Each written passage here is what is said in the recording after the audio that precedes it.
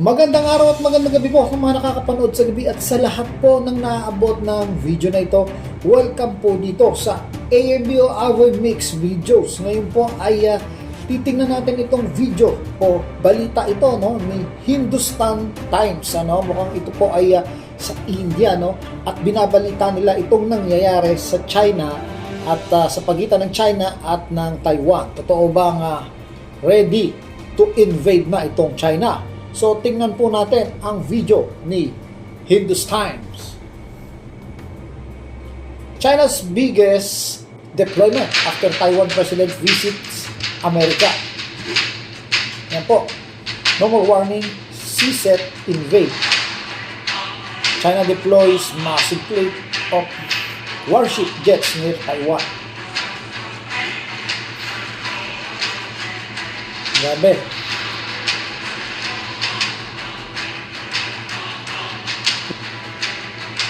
Grabe.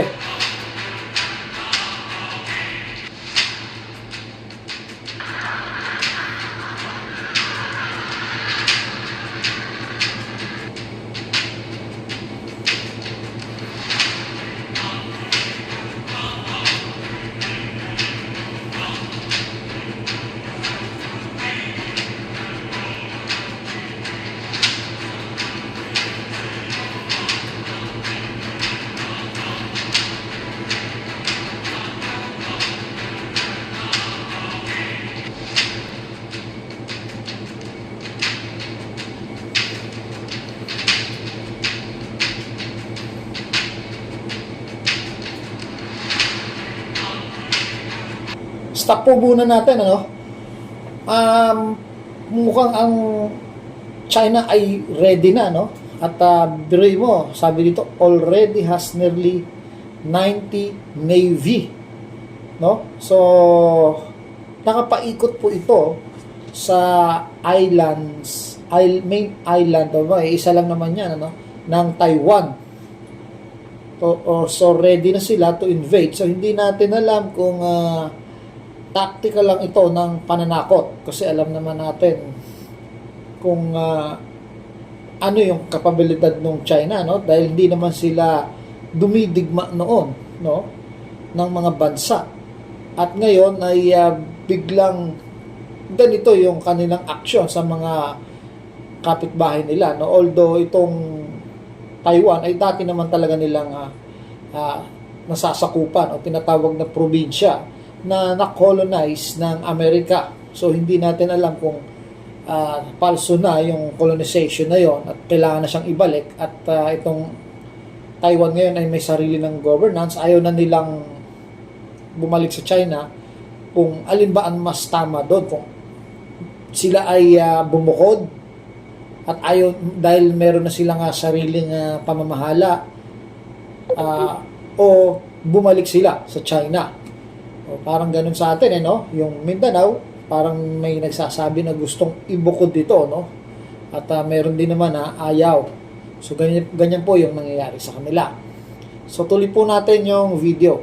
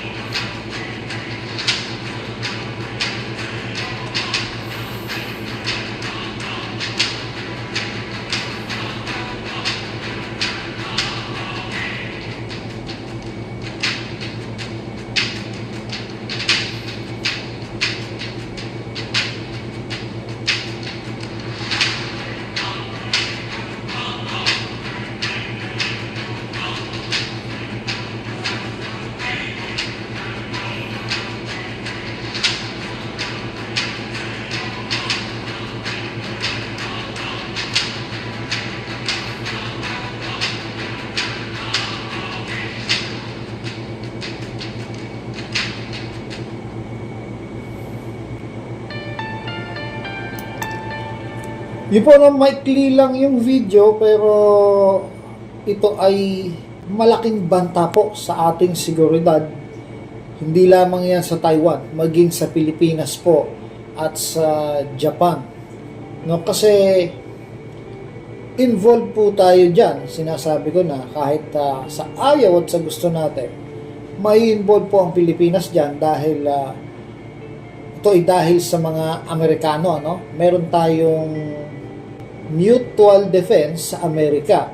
So, kung tulungan ng Amerika ang Taiwan, sigurado maglalaban ang China at Amerika. So, malaking gera yon pag nagbanggaan ito kasi tutulungan nila itong Taiwan. Eh, dahil may mutual defense tayo sa Amerika, mapipilitan tayong tumulong. Ganon din po sa Japan, ano? Meron silang agreement. Meron silang agreement, din natin alam kung ano yung agreement nila between two nations na kung salakayin ito ay kailangan tulungan mo siya. Parang ganon. So, ganon din ang Pilipinas. Kaya nga po, sinasabi ko dito na kailangan natin itong gobyerno ni PBBM. Bakit po?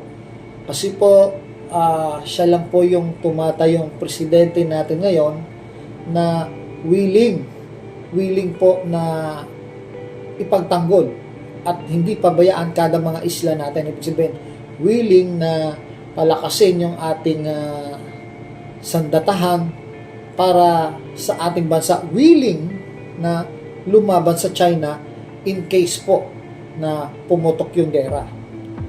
Ngayon, kung makakabalik ang mga Duterte sa panunungkulan, alam naman natin na pinabayaan ito ni Pangulong Rodrigo Duterte. Siya na rin po ang may sabi, ayaw niya ng gera, takot siya sa gera. Si Presidente mismo ang may sabi niyan, yung dating Pangulong Roa Duterte, ex-president. Kaya po, hinihiling ko yung suporta dapat na kay PBBM, yun ay kung gusto nyo na hindi tayo susuko sa China. Kasi pagka siya lang kasi yung presidente sa ngayon, ano, na willing makidigma, willing ipaglaban yung nasasakupan, no, itong ating bansa, no. At sinasabi nga ng ibang matataas na general, kung kailangan tulungan ng Taiwan, tutulungan natin yan para hindi na umabot dito ang gera. So, kasi dun pa lang, busy na sila sa labanan, ano, at tumutulong tayo sa kanila. Marami naman pwedeng tulong, supplies, yung patuloyin mo yung Amerika dito para maghatid doon ng mga bala o iba pa, no? Kaya nga po meron tayong mutual defense, no? Para mas makasiguro tayo. Lalo itong balitang ito, no? Ito po, no? Dito pa lang itong mga Chinese, ito yung tinatawag na yung pang-i-spook, no? Itong barkong ito sa Zambales ay naging CCG from yung barko na yun ay nasa Hong Kong, pero ang bilis nakapunta siya rito, pero hindi naman pala yan, no? Isa pala tong dredge na ship from China, no? Ibig sabihin pwede nilang i-transfer yung sa isang iglap yung isang signal ng barko para pagbintangan mo na iyon yung barkong yun. Pag pinuntahan mo, hindi pala iyon. So, ginagawa po ng China na testing ground ang Pilipinas. So, ito ay isang paraan ng panlilito, no? Isang military tactic po. Kung ito ay magkaroon ng gera at pumutok, at ginamit nila ito, malilito ngayon ang kanilang kalaban, ano? Ang kakalaban sa kanila, maaaring puntahan nila ito, maaaring pumunta sila sa kabila, pero isa lang palang fishing boat ng China. Tapos yung original na dapat na hinahanap nilang barko ay iba na pala yung dinadaanan, palusog. So, hindi magkakaroon ng kwentro, makakapasok yung Navy ship habang ikaw na yung sasalubong para doon ay pumunta na sa kabila kasi yung signal itinapon niya doon sa kabila. So ito ay spoofing, no? Napakadelikado po ito at sinasabi ko sa inyo, ang Pilipinas po ginagawa nilang training ground.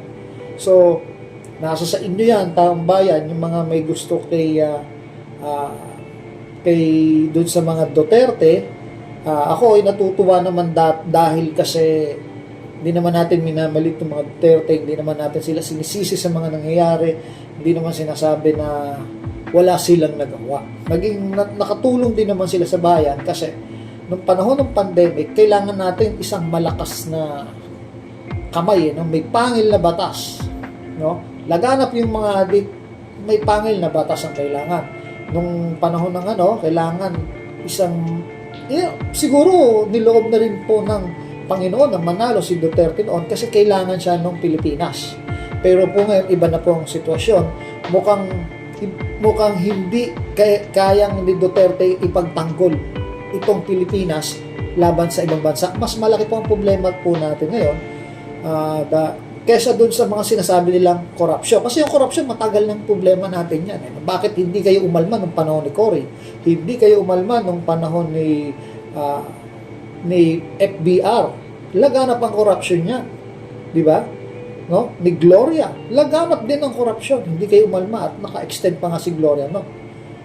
Pero itong kaya ay kukunti pa lang yung nababalitaan niya at hindi pa napapatunayan, umaalma na kayo, gusto niyo palitan agad. So, mali po yun, no? Mali po at mas makaka po sa atin, makakapagpahirap kung magpapalit agad tayo ng presidente. Ngayon, meron tayong banta sa external power, meron tayong banta. Maaaring dinidestabilize tayo ng China o niloloob ng China na makabalik ang Duterte dahil alam ng China na hindi papalag si Duterte at si Duterte ay aayon sa mga gusto ng Chinese, no? Dahil ayaw ni Duterte sa mga Amerikano, no? At dahil doon pinupush ng China sa mga yung mga external power, ginugulo niya itong bansa natin. Dapat makikita niyo po yan, dapat nakikita niyo po yan. Dapat po kung meron man papalit kay Marcos, hindi po niya dapat isuko yung ating kahit gatiting na pulo yan dito sa ating bansa. Dapat po pinaglalaban niya.